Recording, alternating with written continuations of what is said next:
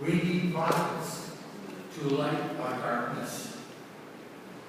Prophets offer perspectives about truth, about the will of God.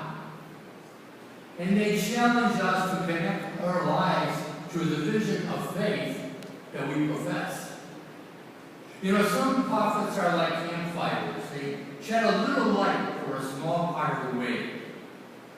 The little prophet is the one who somehow brings peace where there is a cutting, harsh conversation.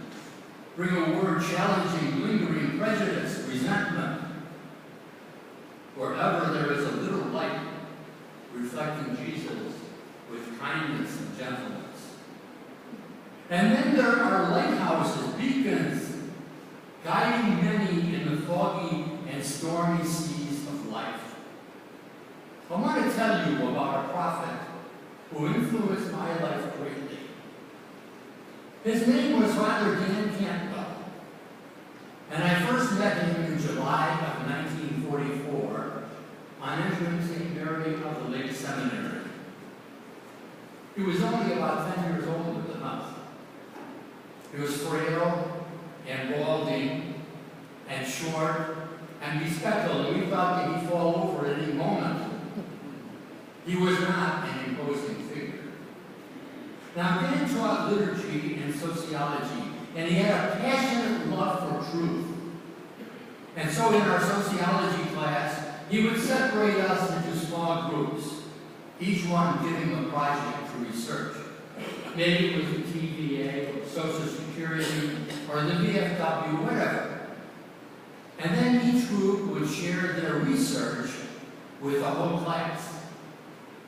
We became aware of social issues and concerns, and Dan opened our youthful eyes to see how social justice was constitutive of the gospel, at the very heart of biblical spirituality. Social justice is always looked upon as a secret doctrine in the church life, never really fully expressed to the people. But Dan did more than teach. When we stumbled into the chapel at 5:15 in the morning, Dan was there, absorbed in prayer. And by then we came to realize that we have to love God into all things and above all things. And we have to keep our eyes fixed on Jesus. Because the way Dan taught sociology and social justice was not as a secular humanist, but as a man deeply, deeply immersed in the love of God and the search for truth.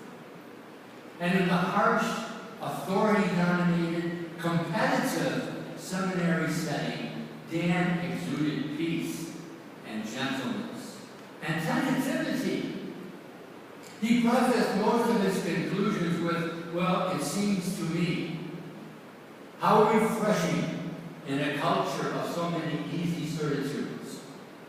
I remember one of his, it seems to me, gentlemen, he said, those CTA high-rises on Chicago's South Side will be a disaster. Dan was a whirlwind of activity and energy, ideas and creativity for socialist action in the Chicago area. He used to take the train in from Mundelein to Chicago. There he worked mostly in the black community. And there he was a real beacon of light for God. Now in the 1950s, the University of Chicago was expanding their campus beyond 61st Street. It was the parish where I worked, really. And in the process, they evicted many residents, mostly poor blacks from the area. The university was protecting their students. And when some Catholic leaders protested and labeled the university racist, Dan Cantwell came to the defense of the university. And he publicly said, if the university was a Catholic institution, would that same protest have been made? Prophets don't follow a party line. They follow the best wisdom searched out in study and prayer and dialogue. Prophets infuriate ideologues. Ideologues are people who will come to every issue with prejudgments, with knee-jerk, predictable reactions. Ideologues are lived in such a way that those who hear them know what they will say before they ever say it, because they have closed minds, and they don't have the love for truth that is always so tentative. We never own, possess truth. We approach it. And Dan taught us that. And Dan, more than anyone else for me, gave credibility to the church which sponsored him. More than popes, more than teachings, he was a living proof that somehow it made sense to follow Christ in the community of the church as priests. And to many of us, the evidence that church need not be irrelevant to life issues. And so he was a beacon of light. And that's what a prophet is. Jeremiah found himself fighting for breath in the cistern where the leaders had hurled him.